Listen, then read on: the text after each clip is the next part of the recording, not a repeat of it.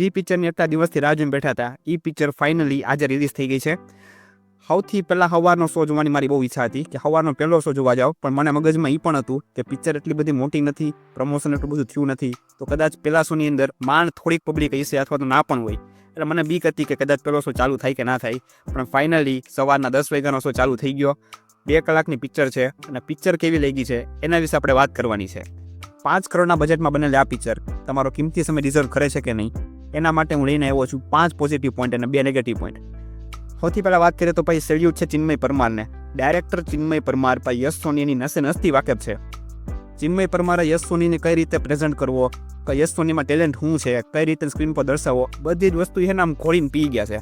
કારણ કે ચિન્મય પરમારે યશ સોનીએ આની પહેલાં રાડો પિક્ચર અને નાડી દોસ્ત પિક્ચર 2 પિક્ચર બનાવી હતી અને 2 પિક્ચરમાં યશ સોનીનું જે અંદરનું ટેલેન્ટ છે, હિડન ટેલેન્ટ, એને બહાર કાઢવાની ટ્રાય કરે છે. અને એવી જ રીતે આ પિક્ચરની અંદર પણ યશ સોનીને તમને એક નવા જ કેરેક્ટરમાં પેશ કરવાની ટ્રાય કરી છે અને એ કેરેક્ટર તમને 100% ગમશે.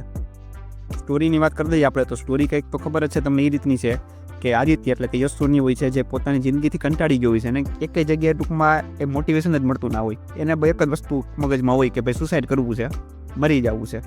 અને એ ચક્કરમાં એ એક ગાડીમાં બેસે છે અને એ ગાડીની અંદર આરોહી પટેલ અને મિત્રા ગઢવી અને એમનો ડ્રાઈવર એક બરાબર, ડ્રાઈવર એ ફની છે.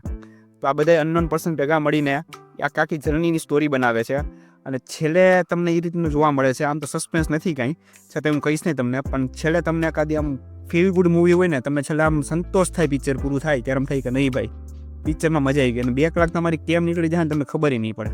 ડાયરેક્શનની વાત કરો દોસ્તો, ડાયરેક્શન તો એ રીતે કર્યું છે ને ભાઈ કે એક સીન, બીજો સીન, ત્રીજો સીન, ધડાધડ સીન તમારી સામે આવશે ને તમને એમ થાય કે હજી કંઈક આવે, હજી કંઈક આવે, હજી કંઈક આવે, અને એમાં ને આખી પિક્ચર પૂરી થઈ જાય. મતલબ કે તમને સીટ ઉપરથી હલવાનો મોકો નહીં આપે પિક્ચર. મેં આની પહેલાં તમને કીધું છે કે સ્ક્રીન પ્લે જે પિક્ચરનો સારો હોય ને એ પિક્ચર હંમેશા સુપર ડુપર હિટ જાય. પછી ભલે સ્ટોરીની અંદર એટલો બધો કંઈ દમ ના હોય, પણ તમારો સ્ક્રીન પ્લે સારો હશે ને તો સ્ટોરી તમને ઓટોમેટિક સારી લાગવા મળશે. અને એ જ વસ્તુ તમને આ પિક્ચર અંદર પણ જોવા મળે છે. કયા એક્ટરને કેટલો ટાઈમ આપવો, કેટલી ટાઈમ સુધી બતાવો અને કઈ રીતે બતાવો, એ આખું મેનેજમેન્ટ કરીને આ પિક્ચર તમને આપવાની ટ્રાય કરે છે અને એની અંદર આ પિક્ચર સફળ જાય છે. તો સ્ક્રીન પ્લેમાં અને ડાયરેક્શનમાં પણ આ પિક્ચરને ફૂલ માર્ક મળે છે. વાત કરીએ દોસ્તો આપણે મ્યુઝિક સેક્શનની, તો ઘણા ટાઈમ પછી ગુજરાતીની અંદર આટલા સારા ગીતવાળી પિક્ચર આવી છે. આ લવની ભવાઈમાં જેટલા ગીત હતા બધા ગીત સારા હતા. એ પ્રકારે આ પિક્ચરની અંદર પણ એ લેવલના તો નહીં, પણ ગીત સારા છે, તમને મજા આવશે, કાનને ગમશે. અને BGM જે પાછળ વાગે છે એ પણ સારું છે, સીનની એરે મેચ થઈ જાય એવું છે. તો એની અંદર પણ આ લોકોએ સારું કામ કર્યું છે. અને એક્ટિંગમાં તો ભાઈ તમે ભૂલી જ જાઓ, કારણ કે બધા લિજેન્ડ કલાકાર છે એની અંદર અને બધાએ ખૂબ જ જોરદાર એક્ટિંગ કરી છે. અને ભાઈ હજી એક વસ્તુ કે ભાઈ પિક્ચરની અંદર એક સીન આવે છે જ્યાં યશ પટેલ એટલે કે આપણો આદિત્ય ટ્રેનની એકદમ નજીક પૂગી જાય છે સુસાઇડ કરવા માટે. પણ એ સીન જોયા પછી મને પાછળથી ખબર પડી કે આખો સીન છે એ રિયલીમાં સ્ટન્ટ કરીને શૂટ કરવામાં આવ્યો છે. મતલબ કે હકીકતની અંદર આપણા યશ સોની ભાઈ છે એ ટ્રેનની એટલા નજીક ગયેલા છે. તો એ સીન તમે ખાસ જોજો, એ તો મિસ કરતા જ નહીં તમે. નેગેટિવની વાત કરીએ આપણે દોસ્તો, તો નેગેટિવનું તમને ખાલી એટલું જ કહેવા માગું છું કે આ પિક્ચર જે લોકો એક્શનના ફેન છે, જે લોકો લવ સ્ટોરીના ફેન છે, એ લોકો માટે આ પિક્ચર જરીકે નથી. આ પિક્ચર તમને પ્રકાંડ ફીલ ગુડ કરાવે છે, તમને પિક્ચર જોઈને મજા આવશે. બોલિવૂડની પિક્ચર આવી હતી, તમે જોયું તો કારવા, ઇરફાન ખાનની પિક્ચર હતી.